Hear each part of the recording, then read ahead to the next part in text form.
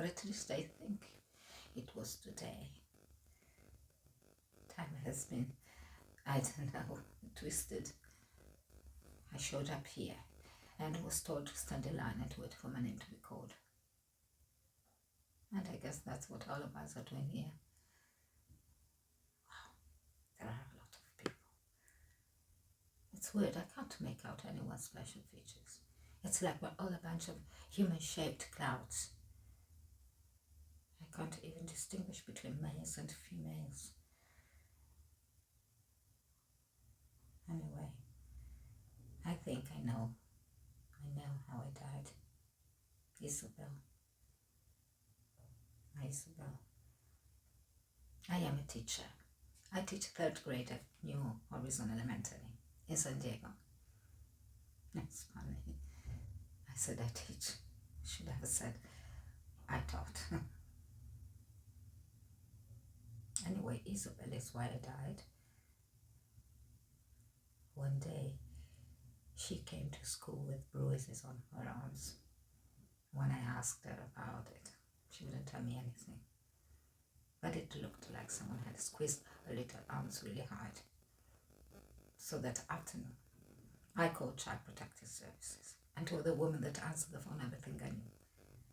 And she told me that they would look into the matter, that everything I said was confidential, and that Isabel's family would know it was me who called.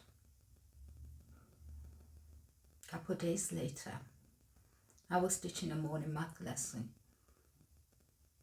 and Isabel's father stepped into my classroom. He closed the door and stood with his back against the door. I didn't worry out because I didn't want to frighten the kids, but I noticed right away that he was holding a gun at his side.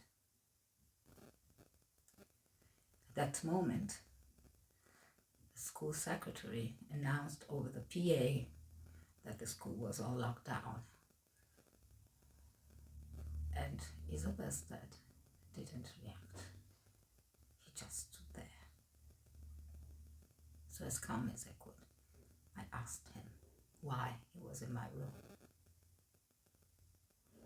And he told me that he knew it was me who called the Child Protective Services and that he was there for Isabel. Then he called to Isabel and demanded she stand at his side. She did as she was told. Some kids started to cry, and many were calling my name, asking me what to do.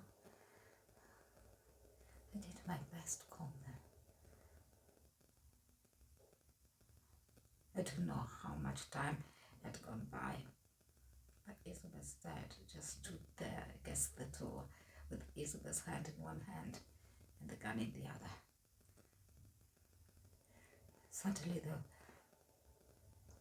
there were police flashes blinking through my classroom window. Rather blue. The rhythm of the light was somehow hypnotic and calming for me, but I noticed Isabel's dad's body stiffened. So I asked him what he planned to do.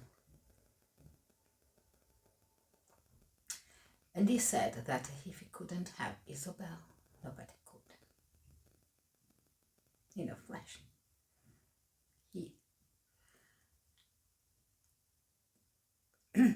he aimed the gun at Isabel's head and fired.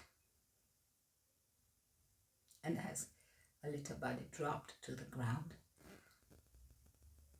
he aimed the gun at me.